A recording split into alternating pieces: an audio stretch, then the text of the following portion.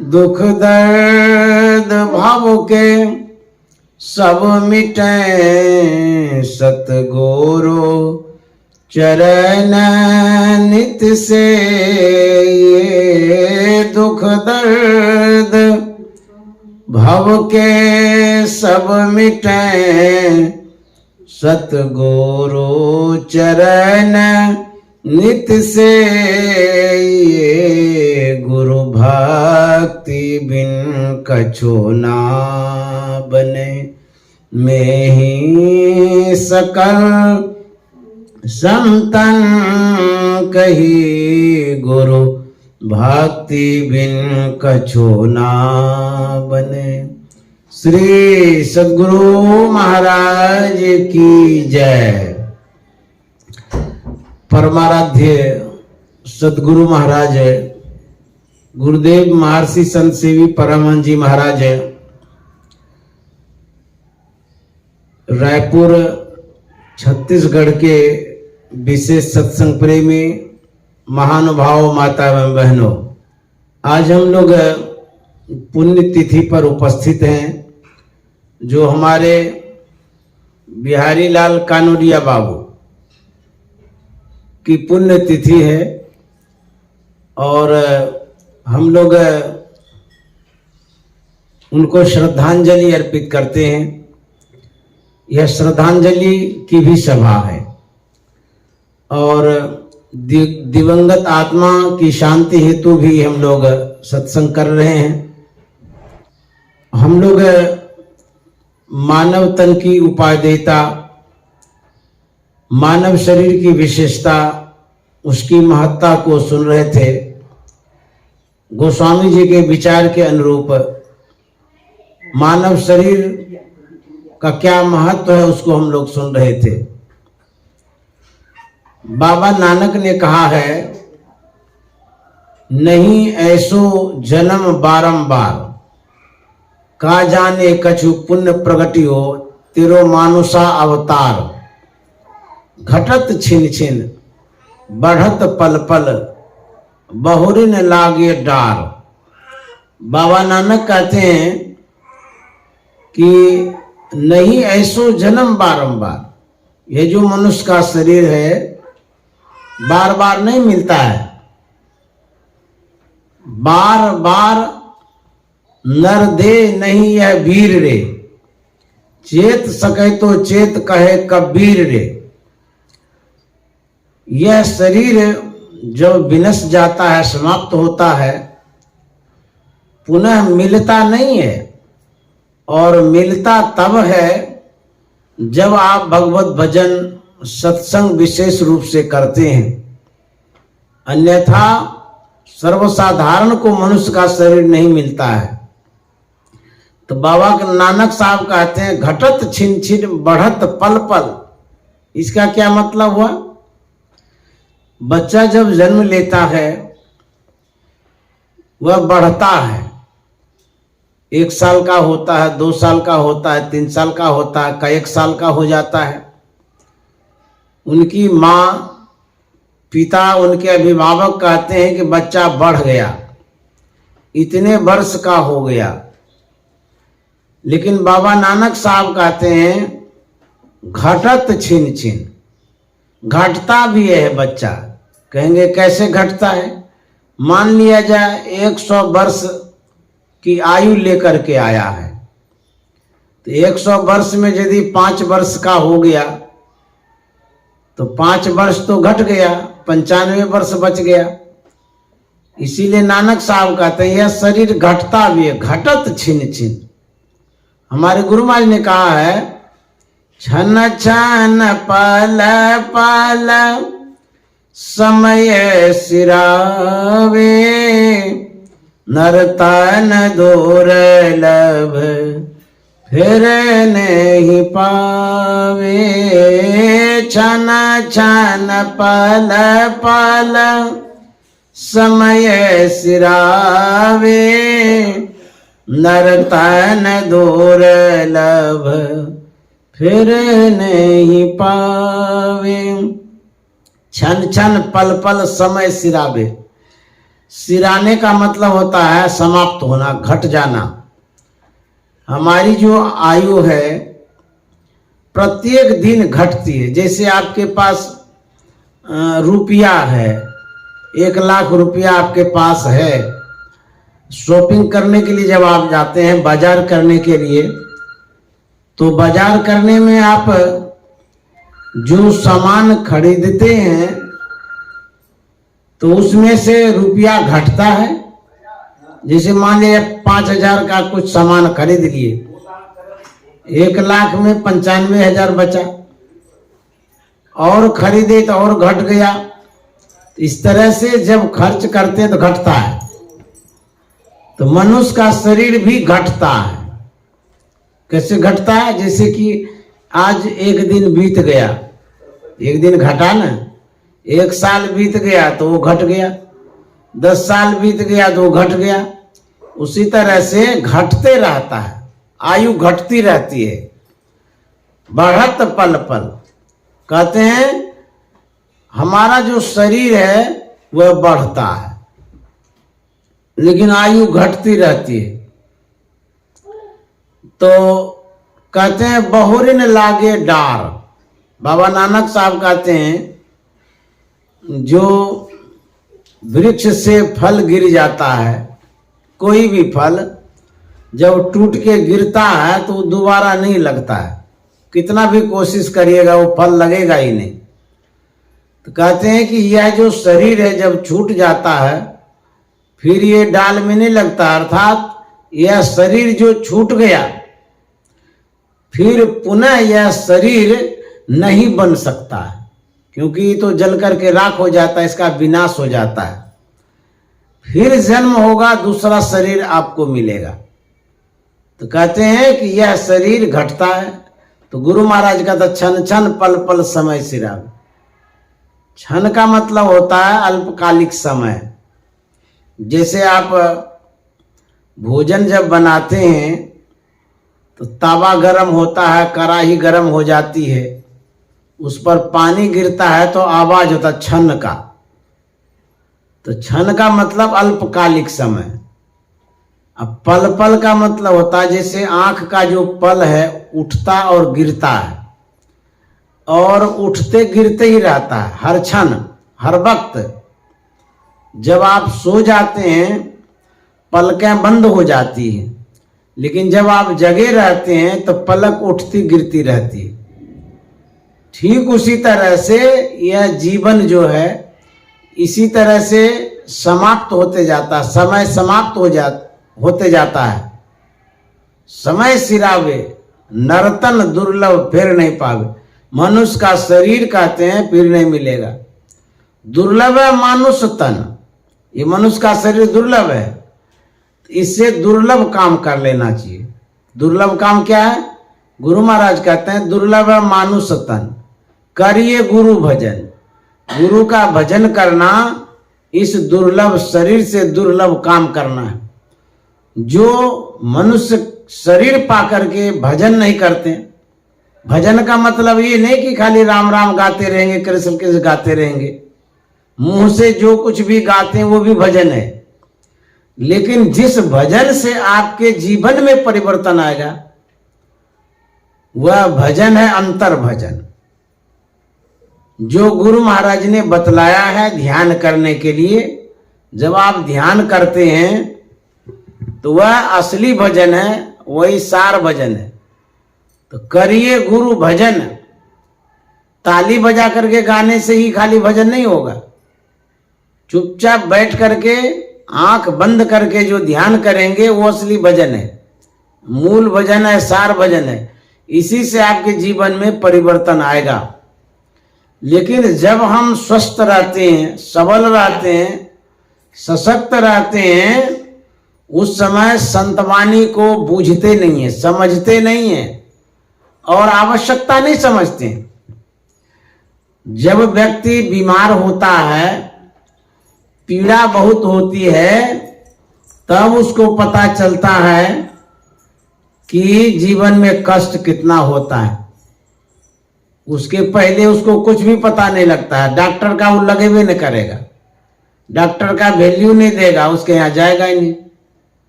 उसी तरह से जीवन में जब कष्ट आता है तब आप परमात्मा को पुकारते हैं, भगवान को पुकारते हैं, याद करते हैं। तो कबीर साहब कहते हैं कि सुख में सुमरन ना किया और दुख में किया याद, कह कबीर ता दास को कौन सुने पर याद।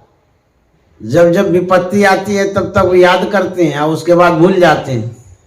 कबीर साहब कहते तो मतलब का यार है, आपकी जो फरियाद है, जो याद है, उसको नहीं सुना जाएगा। जब आपको सुख हो उस समय भी याद करिए।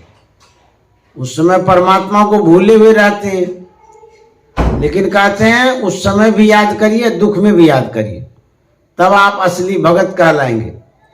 नहीं तो मतलब के यार बने रहेंगे तो उसमें लाभ नहीं होगा। तो हम लोगों को मनुष्य का शरीर मिला है भगवत भजन करने के लिए। यदि इस शरीर में रह करके भजन नहीं करेंगे तो और जो शरीर है उस शरीर में कोई भजन नहीं कर सकता है। मनुष्य शरीर के अतिरिक्त जो शरीर है, सबसे पूजनीय शरीर गाय का है। तो गाय भजन करती है, कितना भी पूजनीय हो, प्रणम्य हो, उस गाय को आप पूजा में भी लाते हैं, श्राद्ध में तो गोदान करते हैं, पूछड़ी पकड़ते हैं, कहते हैं कि बैतरनी पार हो जाएंगे। गाय के पूछड़ी पकड़ने से बैतरनी पार हो सकते हैं तो फिर तो गाय का तो कल्याण ही हो जाएगा। इसका मतलब है गाय ही बढ़ करके है, गाय के पूंछ पकड़ के बैतरनी पार हो जाएंगे तो गाय श्रेष्ठ है। तो गाय से बढ़ करके तो और कुछ है नहीं, तो आप गाय बन जाइए। तो कहेंगे कि नहीं गाय नहीं बने, क्यों नहीं बनिएगा भाई? जब गाय में इतनी शक्ति है, बैतरनी पार कर सकती है, तो आप गाय बन करके पार हो जाइए, पूंछ पकड़ना भी नहीं पड़ेगा, आप ही गाय बन जाइए। 84 लाख प्रकार की योनियां हैं मनुष्य शरीर के अतिरिक्त, चाहे वो घोड़ा हो, गधा हो, चिड़िया हो, चीलर हो, भैंस हो, हाथी हो, कोई भी शरीर हो, उस शरीर को प्राप्त करते हैं और उसी शरीर में कर्म का फल अपना भोगते हैं। इसीलिए संत महात्मा कहते हैं कि कर्म गति टारे सो नाही टरी, मुनि वशिष्ठ सो पंडित ज्ञानी शोध के लगन धरी, सीता हरण मरण दशरथ को वन में विपत्ति परी, कर्म गति टारे सो नाही टरी। इसका मतलब ये है कि जो आपने कर्म किया है उसकी जो गति है, गति में न चाल, भोग, जो कुछ भी आपको मिलेगा कर्म का फल, वो टालने से नहीं टल सकती है। यदि कहेंगे हमने पाप किया, कर्म किया, अनर्थ किया, पाप हमको भोगना पड़ेगा, वो टलवे नहीं करेगा। फिर जो उपनिषद में लिखा हुआ है कि यदि शैल समं पापं विस्तीर्णम बहुजनम विद्यते ध्यान योगेन नान्यो भेद कदाचनम, पहाड़ के समान यदि पाप हो तो वह ध्यान योग से समाप्त होता है। तो कहेंगे कि कर्म गति टारे से नहीं टड़े, ये क्या बात है? वहां कहते हैं ध्यान योग से पाप का नाश होता है। इस शरीर में जो त्रिवेणी है, त्रिवेणी संगमो यत्र तीर्थ राजा सौच्यते तत् स्नानम प्रकुर्वित सर्व पापे प्रमुच्यते। इस शरीर में जो त्रिवेणी है, उस त्रिवेणी में जब हम स्नान करते हैं तो सभी पापों से मुक्ति मिलती है। तो कर्म की जो गति है टड़ी कि नहीं टड़ी? गलत किए थे, पाप किए थे, तो उसमें बदलाव आया ना। ध्यान करने से बदलाव आता है। जादिन संत पाहुने आवत तीर्थ कोट अन्हान करे फल, दर्शन ते ही पावत। करोड़ों तीर्थ का फल मिलता है संत महात्मा का दर्शन करने से। सतगुरु दर्श देन हित आए, भाग जगे हमरे, पाप समूह दरसते भागे पुण्य सकल डगरे। पाप का जो समूह है संत के दर्शन से भाग जाता है। तो कर्म की गति टली कि नहीं टली? तो परिवर्तन तो होता है कर्म की गति से। जो कर्म की गति है वो कर्म से ही परिवर्तन होता है, ऐसा संतवाणी में है। ऐसा नहीं समझना चाहिए कि जो हमने कर लिया वो टलवे नहीं करेगा। तो मान लिया किसी ने पाप किया, तो जब नहीं टलेगा तो फिर पुण्य कराने का क्या जरूरत? पुण्य किस लिए किया जाएगा? सत्संग, ध्यान, यज्ञ, अनुष्ठान, धर्म जो करते हैं किस लिए किया जाता है? तो उसी पाप को कटाने के लिए किया जाता है। तो कर्म की गति टलती है, कर्म करने से ही टलती है। यदि आप अशुभ कर लिए हैं तो शुभ करेंगे, तो जो अशुभ कर्म हो गया है वो टलता है, समाप्त होता है। जो पाप हो गया है वो पुण्य में कन्वर्ट होता है, बदल जाता है। यदि नहीं बदलता तो फिर ध्यान की क्या आवश्यकता है? ध्यान का जो फल बतलाया है तब तो कोई फल ही नहीं मिलता। एक बार जो आपने कर लिया पाप, सो पापे रह गया सब दिन के लिए। रहता है उनके लिए जो पुण्य नहीं करता, जो ध्यान नहीं करता है, उनके जीवन में जो पाप हो गया है तो घटेगा कैसे? आप कुछ करबे नहीं करिएगा फिर घट कैसे सकता है? जैसे आपके पास जो अनाज है उस अनाज को रखे रहिए, अब बोइए नहीं, तो जो अनाज है उसी अनाज को खाना पड़ेगा। और उसको बो दीजिए, उससे जो फसल तैयार होगी उससे विशेष अनाज मिलेगा। उसी तरह से कर्म की जो गति है इटारे से ना ही टड़ी, लेकिन टड़ी कैसे टड़ी? ध्यान से टड़ी, संत दर्शन से टड़ी, धर्म करने से टड़ी। आप लोग श्राद्ध कर रहे हैं, किस लिए कर रहे हैं? जो अधर्म हुआ है, जो गलत हो गया है, जो हमसे भूल हो गई, भ्रम हो गया है, पाप हो गया है, उसी को दूर करने के लिए तो अच्छा काम कर रहे हैं। तो टलता है, इसलिए हम लोगों को संत महात्मा जो कहते हैं कि ध्यान करना चाहिए, ध्यान के द्वारा सभी पापों का नाश होता है। और हमारे अंदर में जो त्रिकुटी है, जो आज्ञा चक्र में है, वहां पर ध्यान लगाने से सभी पापों से मुक्ति होती है। यह जो मनुष्य का शरीर है बड़ा अद्भुत है।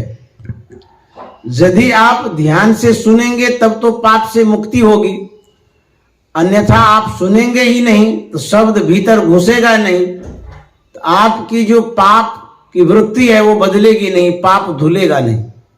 तो धोने के लिए जैसे कपड़े को पानी में डुबाते हैं, उसी तरह से शब्द में मन को डुबाइए, शब्द में मन को लगाइए। जब मन सुनेगा तभी तो मन पर जो धूल है, जो मैल है वो समाप्त होगा, दूर होगा। तो जब तक इसको संतवाणी में घुसाएंगे नहीं तब तक पाप नहीं धुल सकता है। इसीलिए सुनना बहुत जरूरी है। संत तुलसी साहब ने कहा है, जग बेहोश बूझे नहीं संत मते की बात, संत मते की बात लात जमताते मारे। जमराज किनको लात मारता है? जो संतवाणी नहीं सुनता है, नहीं समझता है, जिनके दिमाग में ये बात नहीं घुसती है, उसको जमराज लात मारता। अर्थात उसी को जो गरुड़ पुराण में वर्णन है बैतरणी नदी का, और भी कष्टकारक जो वर्णन है वो भोगना पड़ता है। कौन भोगता है? जो सत्संग नहीं सुनता है, ध्यान नहीं करता है, जो संसार में ही लगा रहता है रात दिन, उसको भोगना पड़ता है कष्ट। उसी के लिए वो वर्णन है। ये दुख भोगना पड़ता है। यदि आप सही ढंग से सत्संग ध्यान करेंगे सभी दुखों से मुक्ति होगी, कष्ट दूर होगा। तो मनुष्य का जो शरीर मिला है इसी शरीर से आप दुख दूर कर सकते हैं। अन्यथा जो 84 लाख योनियां हैं वो भोग योनियां हैं, उसमें खाना पीना सो जाना सब काम है पशु समान है। वो पशु का काम है, वो जानवर वाला काम है, अज्ञानता वाला काम। खाइए पीजिए और सो जाइए। क्या दुर्दशा होती है जानवर की। आप जरा देखिए, गांव देहात में जो भैंस है उसको देखिए, जब बरसात का समय आता है तो कीचड़ में भैंस रहती है, कादों में भैंस पड़ी रहती है, घाव भी हो जाता है पैर में। उसके बाद रूखी सूखी कुट्टी खाती है। वो ये नहीं कह सकती है कि हमको मुलायम मुलायम घास दो, क्योंकि बोल भी नहीं सकती है। अब बोलती होगी तो हम लोग कहाँ परखते हैं उसके बात को, कहाँ पहचान पाते हैं। यदि हम लोगों के घर में करी रोटी हो जाती है तो गुस्सा करते हैं कि हमको मुलायम रोटी दो। अभी तो मनुष्य शरीर में है, मुलायम रोटी खाइए, हलवा पूरी रसगुल्ला खाइए। यदि भैंस बन जाइएगा तो तब क्या खाइएगा, सूखी कुट्टी खाना पड़ेगा। कहेंगे हम भैंस कैसे बनेंगे। इसलिए भैंस गाय घोड़ा गधा बनेंगे, क्योंकि जिससे मनुष्य शरीर मिलेगा वो प्रयत्न आप नहीं करते हैं। मनुष्य शरीर कैसे मिलेगा, संत सदगुरु से दीक्षा लेकर के जब साधना करेंगे उसी संस्कार से मनुष्य का शरीर मिलेगा। यदि आप खाली संसारे में लगे रहेंगे, कमाते रहेंगे, खाते रहेंगे, बाल बच्चा पैदा करते रहेंगे, इतना ही करते रहेंगे तो जानवर वाली वृत्ति है, तो जानवर तो बनना ही बनना पड़ेगा। न सत्संग से मतलब है, न ध्यान से मतलब है, न गुरु से मतलब है, तो आपको उस योनि में जाना ही पड़ेगा।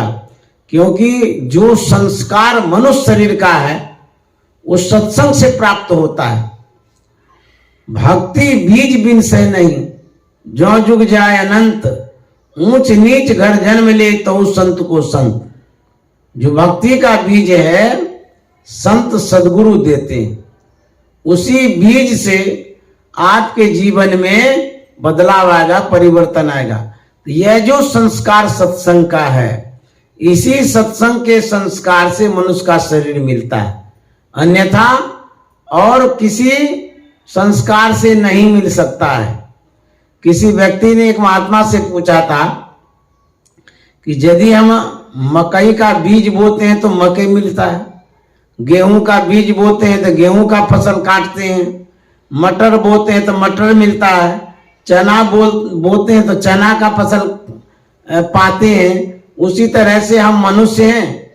मनुष्य शरीर जब छूटेगा तो मनुष्य ही शरीर मिलेगा।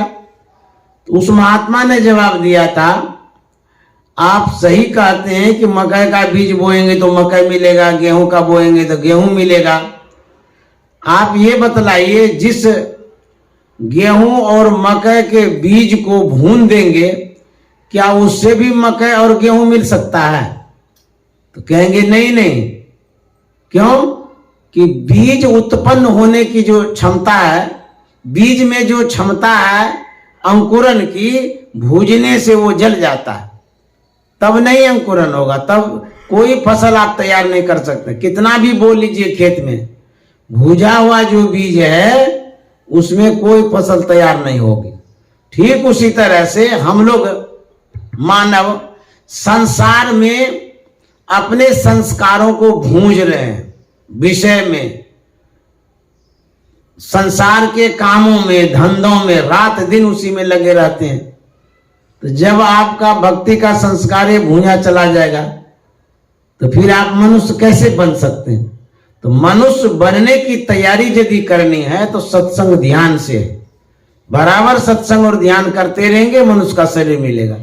ऐसा संतों ने कहा है। जिसको सत्संग से मतलब ही नहीं है, सदगुरु से मतलब ही नहीं है, उसको उस योनि में जाना पड़ेगा। कबीर साहब ने कहा है, दीवाने मन भजने बिना दुख पई हो, दीवाने मन भजने बिना दुख पई हो। कहता है दीवाने मन। दीवाने मन का मतलब होता है जो किसी गुरूर में रहता है, अभिमान में रहता है, अहंकार में रहता है, भूले हुए रहता है कि हमसे बढ़कर के कोई नहीं है, हम जो करते हैं सबसे अच्छा करते हैं, हमसे विशेष चतुर कोई नहीं है, हमसे बुद्धिमान कोई नहीं है। उसके लिए कबीर साहब कहते हैं तुम गुरूर करते हो, अभिमान करते हो, अरे बहुत दुख भोगना पड़ेगा। भजन बिना दुख पई हो। किस तरह का दुख मिलेगा? पहला जन्म भूत का पई हो, 7 जन्म पछतई हो। कबीर साहब कहते हैं यदि आप भजन नहीं करेंगे भूत बनना पड़ेगा। भूत भी एक योनि है, भटकना पड़ेगा, कष्ट भोगना पड़ेगा। जब तक दर्द नहीं होता है किसी को तो दवाई का महत्व वो नहीं समझता है। जब परेशानी होती है, दर्द होता है, तब वो महत्व समझता है। उसी तरह से जब भटकेंगे, दुख भोगेंगे, तब भगवान को याद करेंगे, तब भगवान का महत्व समझेंगे।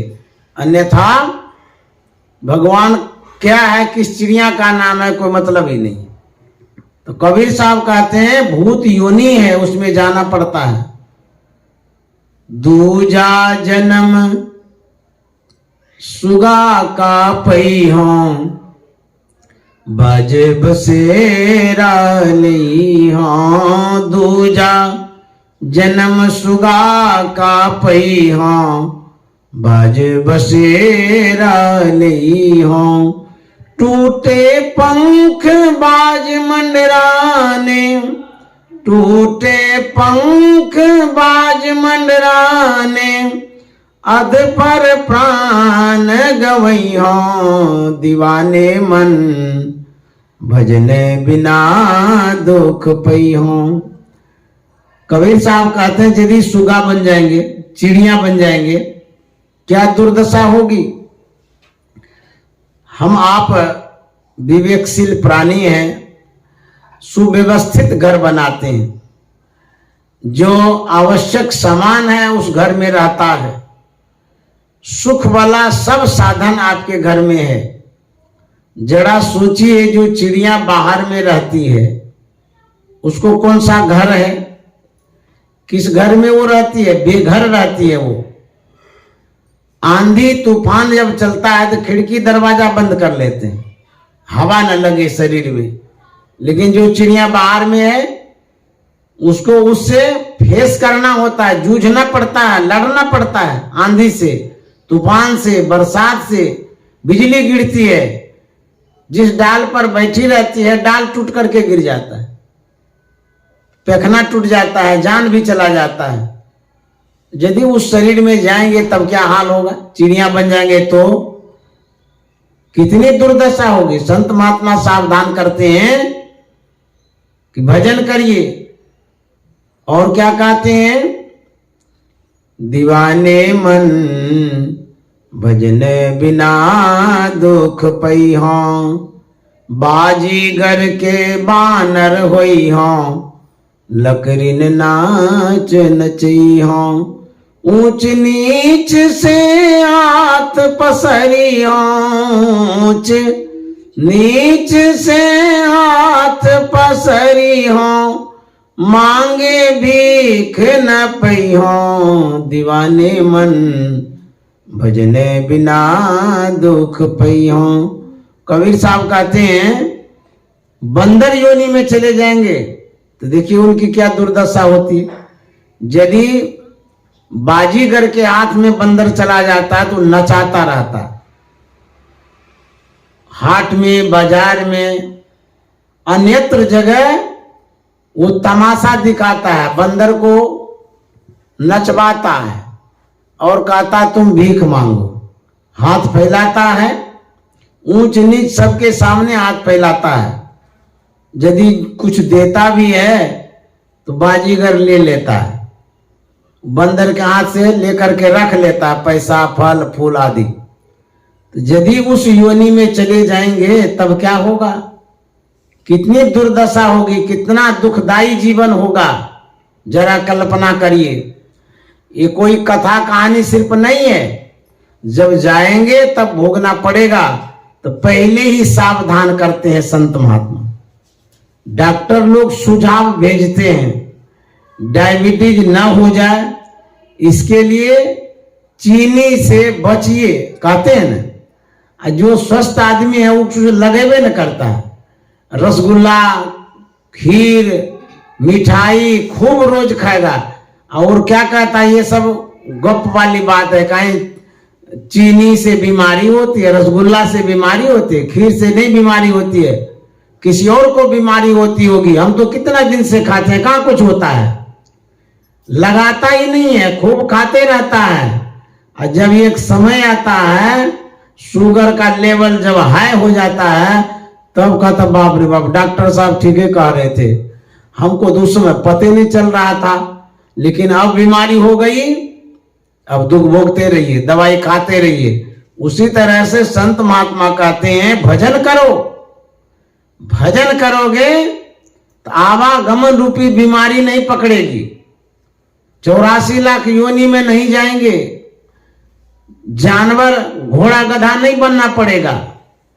इसलिए भजन की आवश्यकता है।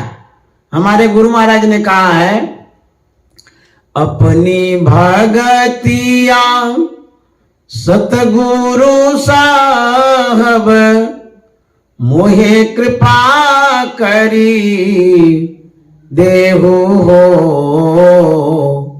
जुगन जुगन भाव भटकत बीते, अब भाव बाहर लेहु हो, जुगन जुगन भाव भटकत बीते, अब भाव बाहर लेहु हो।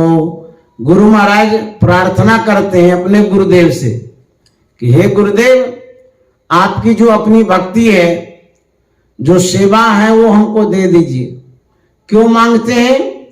इसलिए मांगते हैं कि हम अनेक योनियों में भटके, युगन युगन भव भटकत बीते, युगों युग से आवागमन में पड़े रहे, निम्न योनियों में पड़े रहे। किन किन योनियों में गए? गुरु महाराज कहते हैं, पशु पक्षी कृमि आदि योनिन मैं भार में हूँ बहु बार हो, नरतनया बही कृपा कर दीनो, अब प्रभु करो उबार हो, नरतनया बही कृपा कर दीनो, अब प्रभु करो उबार हो। गुरु महाराज कहते हैं, पशु पक्षी कृमि, पशु योनि में गए, पक्षी योनि में गए, कीड़ा बने, इन योनियों में हम भटकते रहे, दुख भोगते रहे, अब उबार कर दीजिए, कृपा कर दीजिए। तो इस तरह से गुरु महाराज प्रार्थना करते हैं। तो हम लोगों को भी संतवाणी पर ध्यान देना चाहिए, सुननी चाहिए, समझनी चाहिए। जो बातें कही जाती है वो काम की है, और उस पर कान नहीं दीजिएगा, ध्यान नहीं दीजिएगा तो कल्याण होगा? कभी नहीं होगा, बहुत दुख भोगना पड़ेगा। कहीं पर आपके काम की बात कही जाती है, अब दूसरे तरफ दिमाग लगा के आप रखेंगे, आप समझ नहीं पाएंगे, घर जाकर के पछताएंगे कि क्या बात है कही गई थी, हमको तो कुछ समझ में नहीं आया। और जब समय बीत जाता है, अब पछताए होत क्या जब चिड़िया चुग गई खेत, आछे दिन पाछे गया हर से किया न हेत। समय जब बीत जाता है वो पछताने से कुछ नहीं होगा। जब चिड़िया खेत में जाती थी तो आपके पास समय नहीं था भगाने का, और जब दाना चुग गई तो खेत जाकर के हाथ मलते हैं, ये एक भी दाना तो है नहीं, बीज तो सब खा गए, चिड़िया खा गई, तो अब क्या होगा? अब रोते रहिए, रोने के अलावा और क्या बचेगा आपके पास? उसी तरह से जो काम की बात हो ध्यान से सुनना चाहिए और उसमें समय देना चाहिए। नजरअंदाज करने से बहुत दुख भोगना पड़ेगा, वो समय नहीं रहेगा। हमें भागलपुर बिहार से बुलाया गया, कितना दूर से आए हैं, आने में परेशानी भी हुई, पैसा भी लगा, उतना वक्त दिया जा रहा है यही सुनने के लिए, सुनवाने के लिए बुलाया है कि कोई सुनेंगे, समझेंगे, सीखेंगे, जीवन में उतारेंगे। यदि आप नहीं सुनेंगे आपका जीवन निरर्थक हो जाएगा, बेकार हो जाएगा। इसीलिए कहते हैं सावधान सुन धरु मन माही, सावधान होकर के सुनना चाहिए जो बात काम का है। यदि आप नहीं सुनते हैं तो आपके कान में यह शब्द नहीं जाएगा। जब आपका जन्म होगा तो कान का शटर बंद रहेगा दूसरे जन्म में। क्यों? बहरा होकर के जन्म लेंगे। भगवान भी यही कहेंगे कि इनको अच्छी बात सुनने की आवश्यकता नहीं है, कान का जरूरत ही क्या है? जब अच्छी बात ही नहीं सुनेंगे, बुरी बात भी मत सुनो, इसीलिए कान का शटर बंद रखो। यदि इस जीवन में संत महात्मा का दर्शन नहीं करते हैं तो दूसरे जन्म में आंख का शटर बंद करके भेजेगा, अंधा बना करके। भगवान कहेंगे इसको आंख की आवश्यकता ही नहीं है, संत महात्मा का दर्शन नहीं करते, भगवान का दर्शन नहीं करते, ये आंख किस काम का? आंख का शटर बंद रहेगा, कान का भी शटर बंद रहेगा, न सुनेंगे न सूझेगा। उसके बाद यदि भगवान का नाम इस मुंह से नहीं लेंगे, इसको खाली डलिया बना दिए हैं अनाज डालने वाला, रोटी भात सब डालते रहो, सुबह से एक टोकरी है इसमें ऊपर से डालते रहो, रोज नीचे चला जाएगा, बस यही काम इसका रहा। उसके बाद इस मुंह से खाली विष उगलते रहो। दूसरे जन्म में क्या होगा? कहते हैं गूंगा बना के भेजेंगे, बोलने की आवश्यकता ही नहीं, खाते रहो खाली। गाय बना देंगे, भैंस बना देंगे, उसमें बोलने की आवश्यकता नहीं होती है। इस बार बुद्धि का उपयोग नहीं करेंगे तो दूसरे जन्म में विक्षिप्त बुद्धि वाले होंगे, पागल जैसे हो जाएंगे। तो फिर क्या होगा? आपको बुद्धि का काम ही नहीं है। इसीलिए मनुष्य शरीर मिला है, इसमें बुद्धि का उपयोग भी करिए और बुद्धि की वृद्धि भी करिए। बुद्धि को बढ़ाइए सत्संग के द्वारा। सत्संग में ध्यान से सुनिए, गहराई से सुनिए, वो आपके काम का आएगा। नहीं तो यह समय जब चला जाएगा तो खाली हाथ आए हैं, खाली हाथ जाएंगे। एक लघु कथा है, एक मदारी भालू बंदर बकरी को लेकर के कहीं जा रहा था। उस मदारी का काम था जानवर को नचाना, कला दिखाना, उससे अपना भरण पोषण करना। गर्मी का मौसम था, प्यास लगी, पानी के तलाश में वो निकलता है। भालू बंदर सबको साथ लेकर के जाता है। एक कुटिया नजर में आई, उनके मन में हुआ कि यहाँ कोई न कोई महात्मा होंगे, यहाँ पर पानी मिल सकता है। वह वहां जाता है, महात्मा से कहता है कि महाराज हमें प्यास लगी है, पानी का प्रबंध हो सकता है? महात्मा ने कहा हाँ हो जाएगा, आओ। तो महात्मा ने पानी दिया, पिया। उसके बाद महात्मा पूछता है इतना जानवर लेकर के कहाँ जाता है? बेचने के लिए? मदारी ने कहा नहीं नहीं, बेचने तो नहीं जा रहे हैं, हम मदारी हैं, इसका तमाशा हम दिखाते हैं, यही हमारा रोजगार है, इसी से हम अपनी जीविका चलाते रहते हैं, इन लोगों को भी खिलाते हैं, हम अपना भी भरण पोषण करते हैं। तो महात्मा ने कहा अच्छा तमाशा दिखाता है तो हमको थोड़ा दिखाओगे? तो मदारी मने मन सोचता है कि तुम महात्मा है, दिखा तो देंगे, पैसा तो देगा नहीं, दिखाना ही बेकार हो जाएगा। फिर मन में सोचता है यदि नहीं दिखाएंगे कहीं श्राप दे दिया तो सब गए काम से। अस्ता पस्ता करके कहता अच्छा दिखा देंगे, तो बोले दिखाओ। तो वह एक एक जानवर को नचाना शुरू किया। इतनी कला भरी थी, उसकी कला को देख करके महात्मा बड़े प्रसन्न हो गए, बड़े खुश हो गए। वाकई में जानवर जो है बड़ा कलाकार है। अब जब दिखाना बंद हो गया तो महात्मा के मन में होता है ये तो कलाकार है, मदारी है, इसका काम यही है, तो कला के बदले कुछ तो देना चाहिए। कुटिया में गया देखने के लिए तो वहां कुछ नहीं था। फिर महात्मा सोचता है कि हमारे पास तो कुछ है नहीं, क्या देंगे इसको। ऐसा करते हैं कि ये भी तमाशा दिखाया है, हम भी थोड़ा देर के लिए दिखा देते हैं, बराबर हो जाएगा। नाविक नाविक से पैसा नहीं लेता, धोबी धोबी से पैसा नहीं लेता। कलाकार जो होता है कलाकार से क्या पैसा लेगा। ये भी दिखाया, हम भी दिखा देते हैं, तो पैसा देने का काम नहीं, बराबर हो जाएगा। तो महात्मा ने कहा कि मदारी सुनो, तुम आंख बंद करो। मदारी सोचता है पता नहीं क्या करेगा, आंख बंद कर लिया। थोड़ी देर के बाद कहता कि आंख खोलो। तो जैसे मदारी आंख खोलता है, डमरू, भालू, बंदर, झोला सब गायब हो गया। तो बड़ा अफसोस होने लगा, बोले महाराज ये आपने क्या कर दिया, हमारा जानवर कहाँ गया, डमरू भालू सब कहाँ है। और जब अपने चेहरे तरफ देखता है तो देखता है कि तो राजा का शरीर हो गया है। एक तरफ खुशी होती है कि हम राजा बन गए, दूसरी तरफ गम होता है कि हमारा सब सामान गायब हो गया। उसी उहापोह में मदारी था, तब तक में बहुत सारी प्रजा आ गई।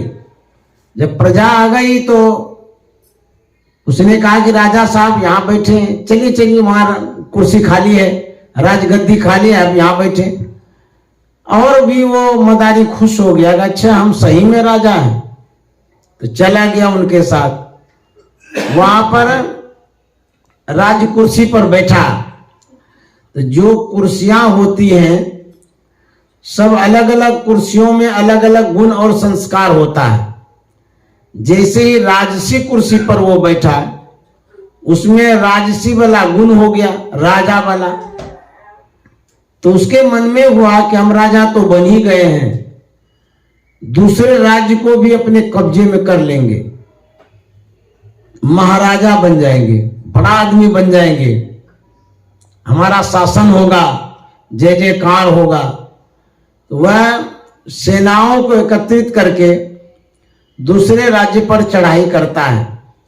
संजोग ऐसा होता है उस पर विजय मिल जाती है, एक राज्य को कब्जे में कर लिया, बड़ी खुशी हुई कि कम से कम एक राज्य तो हुआ। अब सेनाओं का बल भी बढ़ा, 2 राज्य हो गया, 2 राज्य की सेनाएं मिल गई। फिर तीसरे राज्य पर चढ़ाई करता है, तीसरे राज्य को भी कब्जा में कर लेता है। इस तरह से उनका मनोबल बढ़ते चला गया। कहते हैं जिमी प्रति लाभ लोभ अधिकाई।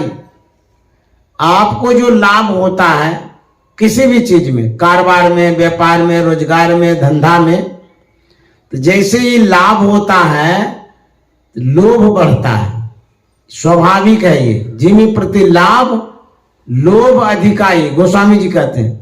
तो जब लाभ में लोभ घुस जाता है तो लोभ क्या करता है, कहता है लोभ पापस्य कारणम, लोभ पाप में ठेल देता है। यदि लालच बढ़ते चला जाए तो कहते हैं पाप वृत्ति आ जाती है। एक अमरलता होता है, तो अमरलता का जड़ उड़ नहीं होता है, किसी गाछ पर बढ़ता है।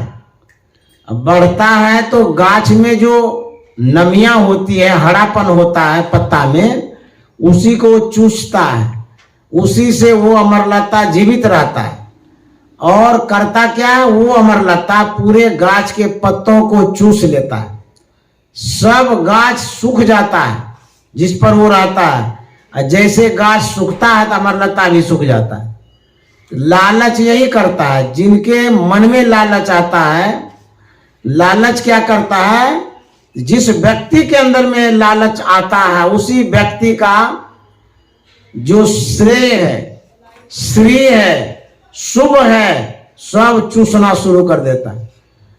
अच्छाई जो है उसको चूसता है, जितना है उसके अंदर में गुण चूसते चूसते सब चूस लेता है, तब तो अवगुण ही बचता है।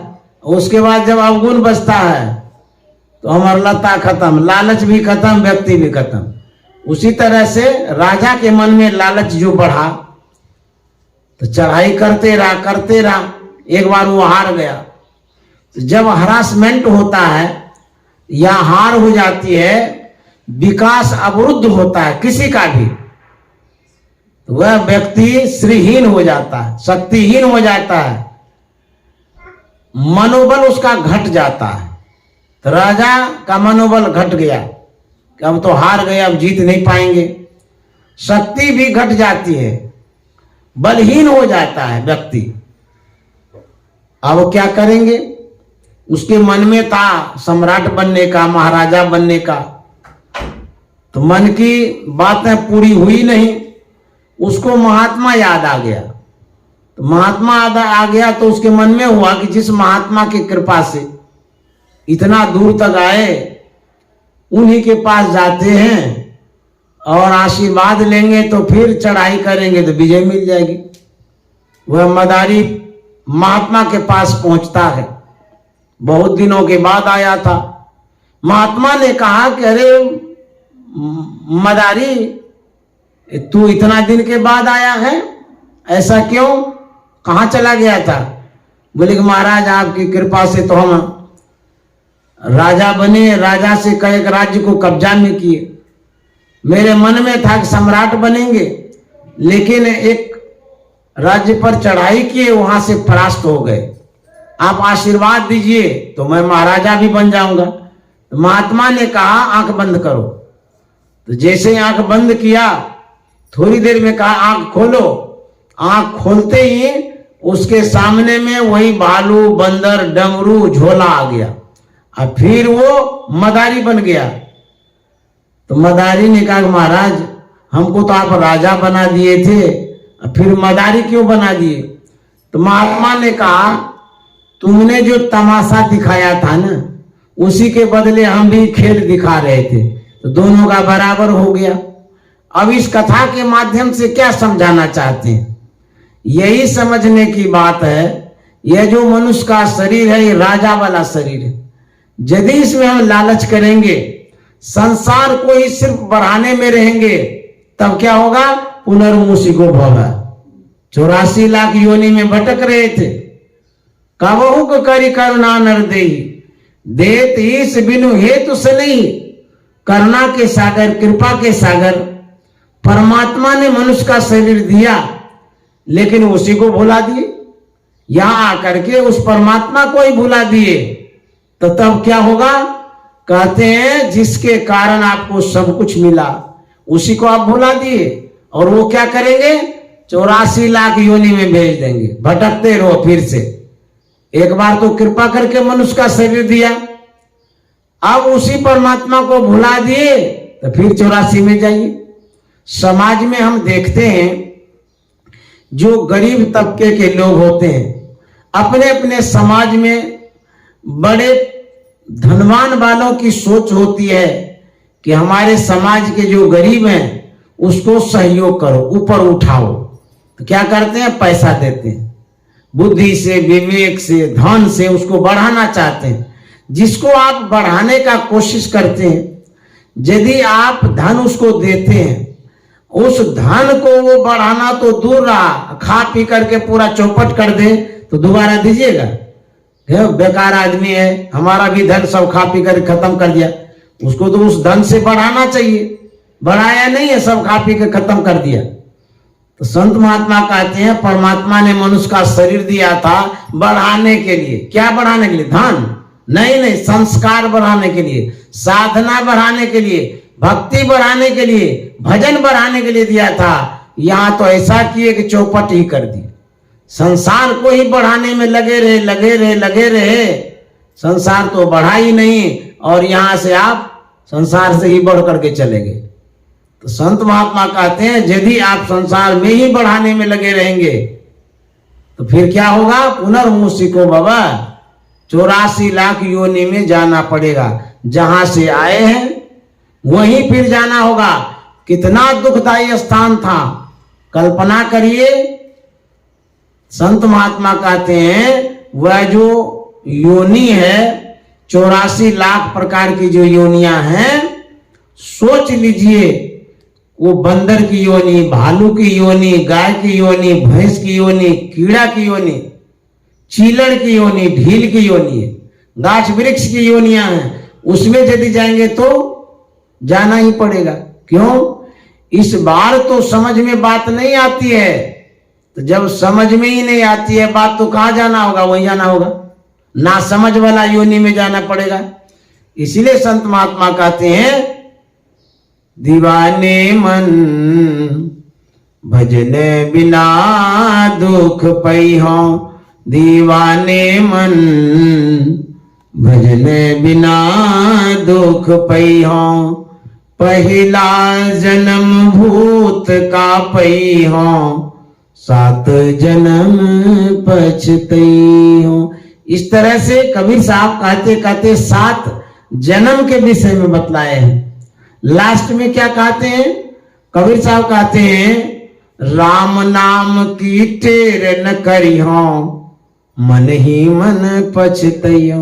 बहुत लोग कहा करते हैं कि सब फालतू वाला बात है, साधु महात्मा सब ऐसे बोलते रहते हैं, भजन करो सत्संग करो, कुछ नहीं होता ये सब बोला करते हैं। तो कबीर साहब कहते हैं राम नाम की टेर न करिहो, मन ही मन पछतैयो। कहे कबीर सुनो भाई साधो, कहे कबीर सुनो भाई साधो, अरे नरक निशानी पैहो। ऐसा जो विचार रखता है, इस विचार के जो व्यक्ति हैं, कहता वो व्यक्ति नरक में जाएगा, ये पहचान है, ये निशानी है। कहे कबीर सुनो भाई साधो, नरक निशानी पैहो, दीवाने मन भजने बिना दुख पैहो। समाज में लोगों को देख करके, उनके व्यवहार को देख करके आप पहचान जाते हैं कि किस विचार का आदमी है। किसी को कहते हैं अंधे हैं आप, क्या सोचता नहीं आपको? किसी को कहते हैं बड़ा बुद्धिहीन आदमी है, बड़ा विवेकहीन आदमी है, बोलते हैं ना। किसी को कहते हैं गधा की तरह करता है, किसी को कहता है घोड़ा की तरह करता है, किसी को कहता है बैल की तरह करता है, बोलते हैं ना ऐसा। तो ये पहचान है संस्कार का, स्वभाव का, विचार का, कि किस संस्कार का व्यक्ति है। तो कबीर साहब क्या कहते हैं? नरक गामी जो होता है, जो नरक में जाएगा, जिसका ध्रुव निश्चित हो गया है, उसकी पहचान यही है, वो न सत्संग करेगा, न भजन करेगा, न भगवान को मानेगा। ते नर नरक रूप जीवत जग, भव भंजन पद विमुख भागी, नई सत्संग भजन नहीं हरि को, श्रवण राम कथा अनुरागी। गोस्वामी जी कहते हैं वो नर नरक के समान है। नरक में ध्रुव निश्चित है जाएगा, जो सत्संग नहीं करता है, भजन नहीं करता है, ध्यान नहीं करता है, भगवान को नहीं मानता है, जो पूजा पाठ कुछ भी नहीं करता है, कहते वो नरक में जाएगा, वो ध्रुव निश्चित है। तो वही कबीर साहब कहते हैं, कहे कबीर सुनो भाई साधो, नरक निशानी पैहो, दीवाने मन भजने बिना दुख पैहो, दीवाने मन भजने बिना दुख पैहो। श्री सद्गुरु महाराज की जय।